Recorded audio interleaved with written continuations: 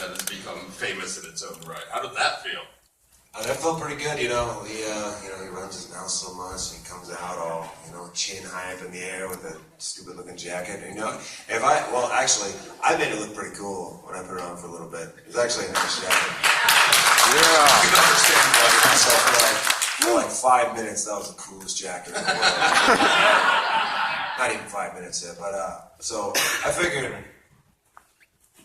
that when the jacket becomes that cool, once it hit its peak, it can only go downhill from there. So that was the time to destroy it. Let you wear it for a couple minutes and then just get rid of it because it's never going to get any higher than that. No, not at all. Well, that was great. We have a line of questions here. This gentleman is the brave first question here. What's up, little dude? Yeah, you can go ahead.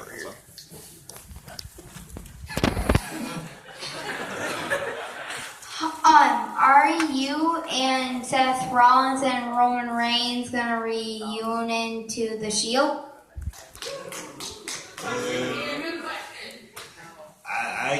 I don't see it happening any time in the foreseeable future, but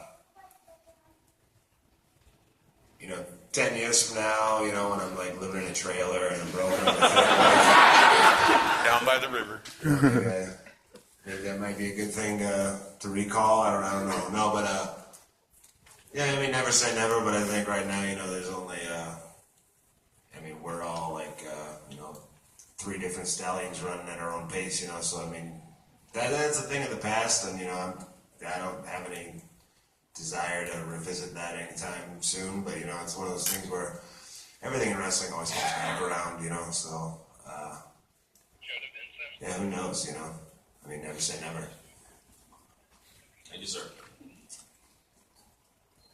Hi there. I was wondering what your favorite WWE match was you had and your favorite Indies match you've had. Right off the top of my head, I just wrestled. It was a house show, so it wasn't televised. My favorite matches end up being house shows because on television you got all these time constraints and commercial breaks and so forth, and there's also other stuff that goes into it, whereas at a house show, which is like a non-televised event, it's just wrestling. You're just going out there and just wrestling, and it's just as basic as it gets. It's just like, they did it back in the old days, that's just kind of how that's how I started and how I was trained, and that's just what I'm better at. And that's what I ended up doing. I ended up making it up as I go along, and I just go out there and hang out in the ring and just see what happens after 30 minutes or whatever. And I wrestled Triple H in Brussels, and it was like sold out and so forth, and it was just really super hot crowd, and in the ring with Triple H, they got a pretty good. Me and him have a pretty good, strange understanding of each other, like a wordless thing between me and him, where we just kind of have a similar old school style. And we had a match in Brussels. It was a couple weeks ago. That was like one of those nights where you've been on the road for like 2 weeks straight, and you've been through 7 different time zones. And we were on a tour. We went to Dubai and Paris and blah blah blah, and went through all these different countries. And I hadn't slept in like 3 days, and was just running on fumes and just in this crazy half zombie state of mind. But then you get out in the ring, and with somebody else who knows what they're doing, and you don't have to say any words, and it's just you and that guy in the crowd.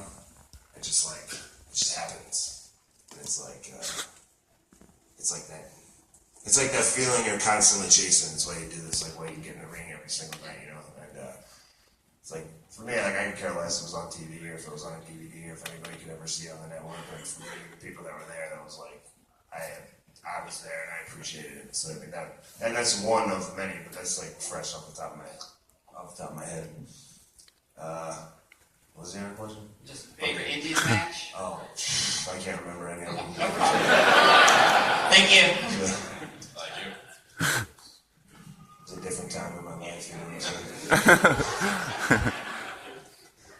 Was it your plan to make him go insane, Jericho? Wait, say that again? Sorry. Was it your plan to make Jericho go insane? With a straight jacket and all. He put the straitjacket on me. I didn't say anything to Chris Jericho. I didn't even steal his show. I think Chris Jericho's pretty insane already. I mean, you have to be pretty, you got to be pretty out there to make some of the style choices that he makes, to use some of the words that he uses. You know, just to. I mean, Chris Jericho is a crazy son of a bitch. He really thinks that he's just the greatest thing in the world, and everybody should bow down to him and everything. And you know, I didn't have to push many buttons to. He's been insane the whole time, you know. Yeah, he's crazy. Thank you, sir. Fozzy. So, Dean, Hey, I just want to say that I saw your match at Roadblock with Triple H, and if it were up to me, you'd be the world champ right now through WrestleMania, taking Roman down. And what's the plan for you after you take care of Chris Jericho as far as opponents? Is there anyone you have in mind in particular you want to take down? well, first of all, I think technically I should be the world champion right now because I don't think my foot was on the bottom rope. Photographic evidence suggests otherwise. Referee John Cohn, but you know he's just doing his job.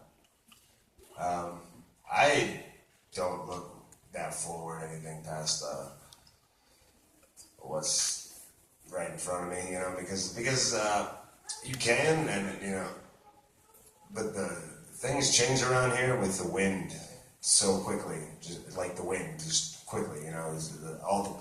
Every plan that's ever been set for me has changed, for whatever reason. Somebody got hurt, or things just went a different direction, or everything that is planned right now for WWE 3 months from now won't actually happen. It'll all change, trust me.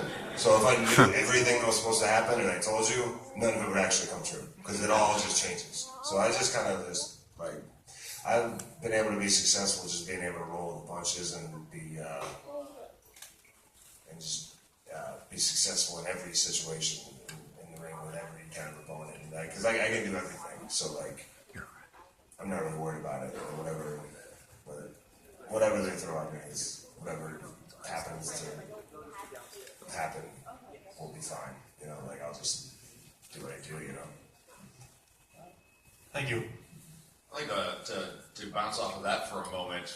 Plans changing. Coming out of the Shield, Seth, of course, was the big bad guy, and it seemed like Roman was going to be the one positioned to be the crowd favorite. And love him or hate him, it hasn't quite worked out.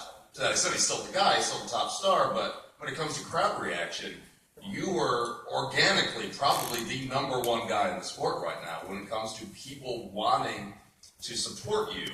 Do you think that surprised WWE? Did it even surprise yourself that you have become the number one face in the sport? You know, you should get in line if you're going to ask a question. You, right there. So when a wrestler gets injured like Enzo did, how difficult is it to continue putting on great matches like you guys do? Injuries are just a part of injuries are inevitable. You know, they're going to happen to everybody. You know, he got knocked. He got knocked pretty senseless. So, but luckily enough, we have a good. It kind of sucks because, you know, on the one hand, when you get banged up, the wrestler in you, the way I did it for 10 years before this, was just, I'll tape it up and get in there and, you know, do it. I've just been knocked half silly in the ring and just kept going and been in the ring the next night, you know, before I came to WWE, and that's not the smart way to do it. So luckily enough, you know, if you get any type of injury sustained in the ring or whatever, I mean, we got such a good medical staff and everybody that they're on you instantly, and they're sending you for MRIs, they're checking you out, they won't let you get back in the ring. They take such safety precautions, and we got such a good medical and training staff that they help you along as best as possible, you know. So, but it is from firsthand experience. I can't really say because I've been lucky enough to never really been hurt that bad. Well, I've been hurt a lot. There's never been I've never had that injury. I've never been on the injured list. You know what I mean? So, But luckily we got a good, we got such a good medical staff and stuff that they make it probably as easy as a transition as it can be for guys like that. So, get well soon to him. Thank you. Could you make my friend's birthday amazing and tell her happy birthday? She's sitting right there and she's too shy. Happy birthday. Is it really your birthday? Let me see your ID. No, you don't have to. I don't know. Actually, I was gonna say, I like your show, like Ambrose Asylum show. I like it better than Live Will show. Like, I like yours better than Jericho. Well, thank you. I appreciate it. I thought I did a hell of a job with that too. Never did in my life that I think I'd be doing the talk show bit. Yeah, I got last one to do. I'll ask you why Stephanie wants you to cancel your show. Well, that's a very good question. Why did Stephanie want to cancel my show? Well, I think Stephanie, Miss McMahon, just has a little problem with good, wholesome family entertainment. She has a problem with her brother Shane, or it's a very confusing thing. They both run Raw, or one of them runs Raw, or Shane runs Raw, or now they work together, but she hates Shane and he hates her, but they're pretending to be friends. It's all very confusing. And I just got caught up in the middle of it. But what really suffered was the fans who don't get to see me interview random people anymore. So, yeah, it's a shame. No! But we should ask her, send her a Twitter thing or something. Steph, what's up? There's like hundreds of people in here in the room. We want to know what happened to the show. So, I'm leaving that up to you. It's your responsibility. I want you to get to the bottom of this and then find out. You're on my team. Yeah, thank you. Thank you. Hey, Dean. What's up? Well, it means one thing. All right. Good. My question is, are you ever go be in a tag team match, and what legend would you want to be tag team partner with? If I could have any tag team partner? What? Any legend or past legend? Oh, so it's like a time traveling question too? Like I can bang it buddy? Yeah. That's a good question. If you ever get back into being a tag team, what legend would you team up with?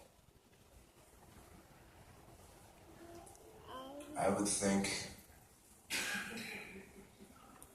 off the top of my head, Stan Hansen. Because he's very big and very powerful, and he can do all my dirty work. Terry Funk. Perhaps Bobby Eaton, just because he's like the greatest tag team wrestler ever. Or Ricky Morton, because I would just do the Robert Gibson thing and just stand on the apron for like an hour. He did all the work. Would you team up with Sting if you're in a shot? With Sting? I would totally team up with Sting. The Stinger, man. Yeah. I would,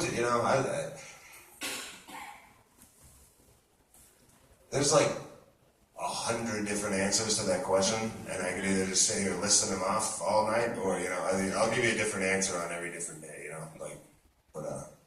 I'll go with, right now, today, if I had to pick a partner, I'd pick Stan Hansen. Thank you, sir. Who was your idol? The Sandman. Thank you. Got out of having to explain that one. Hello. Have you ever watched a match back and you said, "Holy crap, I actually did that"? Yeah, I have a lot of those moments. Well, how about number one that like pops into your mind, like what's like a moment that you're just like, I can't believe I just did that.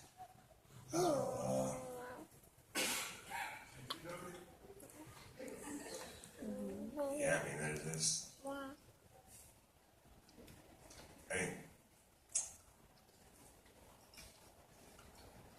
off the top of my head, I mean, I can't think of like one specific thing like off the top of my head because like I don't find it that shocking that I did anything really, because if I did it, it makes sense to me in the moment.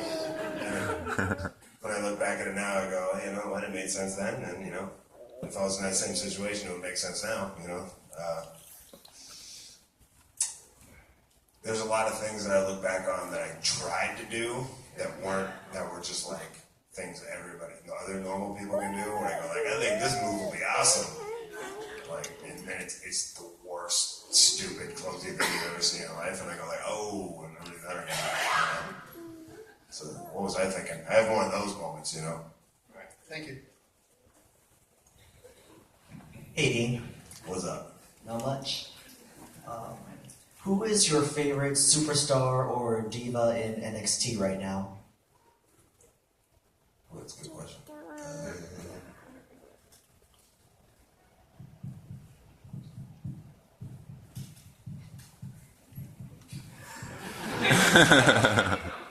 I used to say Cass and Enzo, but they're up here now.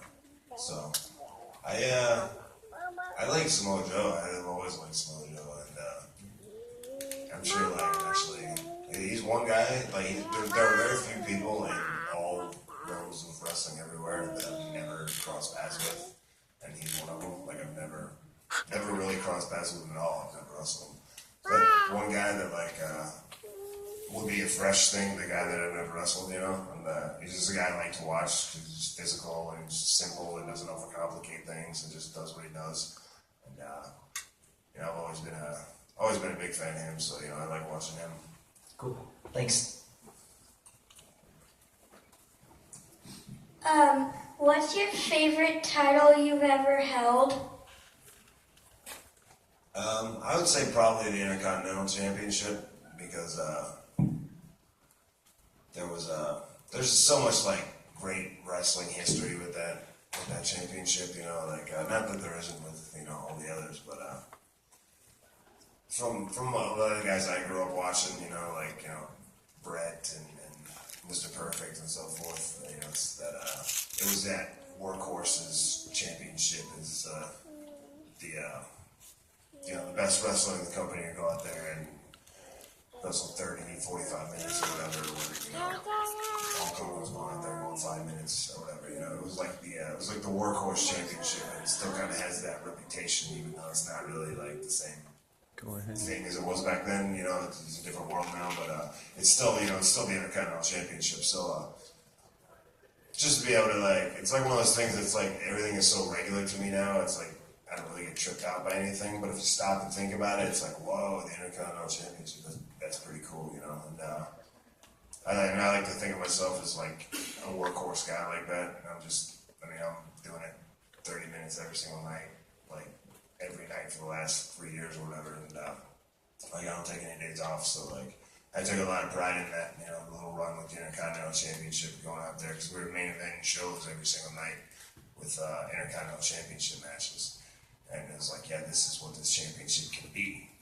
You know, you can main event any show in the world with an Intercontinental Championship match. You should be able to. So, you know, I took a lot of pride in that little run I had. You know, it was a good moment. You know, so in Boston or whatever it was. You know, so it was pretty cool. Thank you, sir. Hi. I was wondering about your current opinion on the women's division in WWE and how you think changing the belt back to the women's title has impacted the current women's division. I mean, just from an outsider's perspective, I think changing it to the women's championship was, it was like they're making a point that we're going to take these girls more seriously as athletes and not call them divas. I've said that forever. Like the Divas Championship just sounds stupid, you know, like just the Divas Championship. It looks like a trans name tattoo. Yeah, like, just But like the women's championship, it sounds much better. It looks better. It's a better deal. And all those chicks that are like working their ass off every night and having great matches and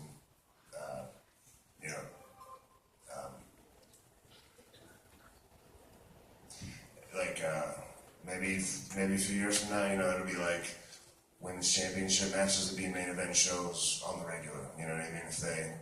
Because the other sports are like that. You know what I mean? Like UFC, Ronda Rousey, and Misha Tate and all that. Chris Cyborg's fighting tomorrow night. She's just ugly and crazy and awesome. And I'm looking forward to that. So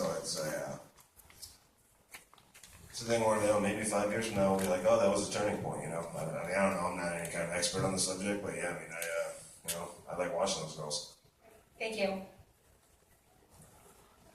Hey, what's the story behind your name? Was it something that just got thrown together, or is there something personal behind it? Are you doing a Star Wars thing, or is that like a bathrobe? Dude. Oh! Okay, cool. Say it, what's the question?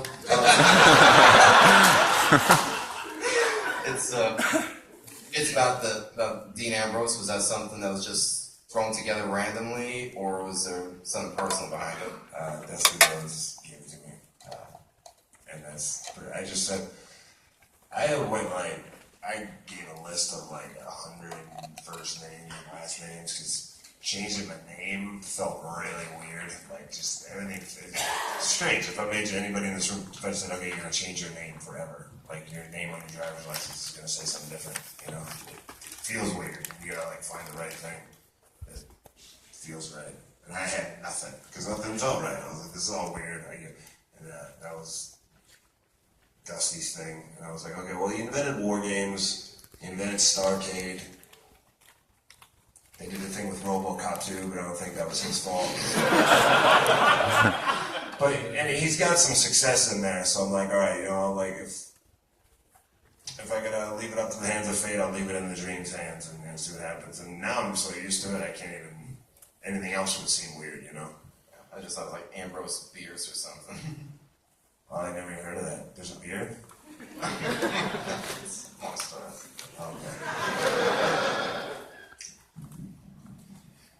Okay. One of the current idols so far. So, I had a question. When you were in the Shield, when you were going into your match with the Undertaker, what was going through your mind, knowing you were going out there to go face such a legend? I don't really remember, too much about that particular day. I remember those two shows, because the show the night before, we did like a 6-man with like Kane and Bryan and Undertaker, and we did a show early. Like there were 2 shows that night. There was Raw was going on, but there was a house show the same night, and we did the first match on the house show in like somewhere else in England, and then like ran out of the ring, got in like a helicopter, and the helicopter was to the building, and we got out of the helicopter during the show, and like had to speed through like traffic to get around to the other side of the building, and like we're literally running from the car out of this helicopter up the stairs like an elevator, like we didn't get to see anybody or talk to anybody or run through any type of. There's no plan, it was just kind of like, and it was like it was like 3 segments, which means like 2 commercial breaks in between. So, it was like a lot of wrestling to fill, and we were just like, well, and we're pretty new at the time too, and like we're the first time even there with the Undertaker and everything, so it's just kind of like, well, see what happens. Screw it. And like, so you get so much like adrenaline, and you're like angry at the situation. You're like, what the hell's going on here? We're going to the ring with the Undertaker on Raw, and like, all right, screw it. And then, the way I think our attitude was, just the way we were in general at the time, was like, we just no-sold everybody. We're like, whatever, dude, you're the Undertaker, cool. And not out of like disrespect, but like, I think that's why we were so successful, because a lot of guys come in there guys are so scared and so timid and don't push him around, and like we didn't let anybody push us around because we sat down in Florida when it's not like it is now, and we were like hidden away, like we built up a lot of like anger and like angst and like toward the guys in the main roster because we felt like we were these ugly stepchildren that were like left in the closet, like all like the indie guys, stick them in the closet, lock the door, and they'll let them out. And then like once we get out, we're like, you know what, screw you all. We don't care. We think you suck. We think we're awesome. We're gonna tell you how it is, and we're taking over the sport. You know what I mean? So that was kind of our attitude. So like, any time we had a situation like that, it was a very much like middle finger to the world attitude. It's just the attitude we had at the time. Yeah. Thank you, sir. We need to get you down to autographs and photos in a moment, so we're going to wrap up the line with these last 3 questions here. Cool. So quick comment. I just wanted to go back to the name thing, with Dean Ambrose now. Actually, about a year after you took the name Dean Ambrose, I got a cat. He started ruining things, so his name is now Moxley. He wears it in prep. Cool. Yeah. Great, yeah. So my question really was, with the Dirty Deeds finisher move, who decided that was going to be changed? The way it was performed, I guess, I don't know. Oh, like from the other way in. And jamming into the ground. Now you do it the other way. I kind of did, because the other one sucked. Well, I've been using, I haven't thought about this in a long time, so I think anybody will remember. But in FCW, I've been using like William Regal's old finish, like the knee to the face thing. And that was just kind of what I planned on using going forward.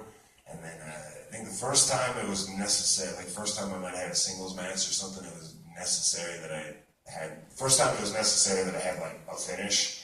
I was like planning on using that, and it was like, nah, for whatever reason, just like Vince or somebody didn't like it, or just said like, let's come up with something better. And I was like, I don't know, I don't do much, and it was like trying to think of something, like in the afternoon, like, I don't know, what can I do? I'm like, what moves, what's a good move? Like in the afternoon, I'm like, this is gonna be like my finisher, I gotta put more thought into it than this. And then for some reason, I remember a guy named Sammy Callahan used to do this thing. It's like a headlock pile driver thing. That if you give it and spike the guy directly on his head, it looks pretty cool. Yeah. But if you don't like nearly murder the person, it doesn't look very good. It's kind of scary. But I was like, oh, cool, I'll do that murderous headlock pile driver thing. Cool. But it's not good. I mean, that's too long of a story, but like, it just doesn't look good because I'm not as tall as a lot of the guys, so like it's just like it's physically weird and it just sucked, and I went like screw that. So like, but I think it was Joey Mercury's idea to do just a double arm DDT. And I was like, perfect. And now I actually think it's pretty impressive that I've been able to get a DDT over as a finisher in today's day and age. Thank you. Yeah. Thanks, sir. How you doing? What's up? When did you decide you wanted to be in wrestling, and what made you decide? I can't remember a time when I didn't.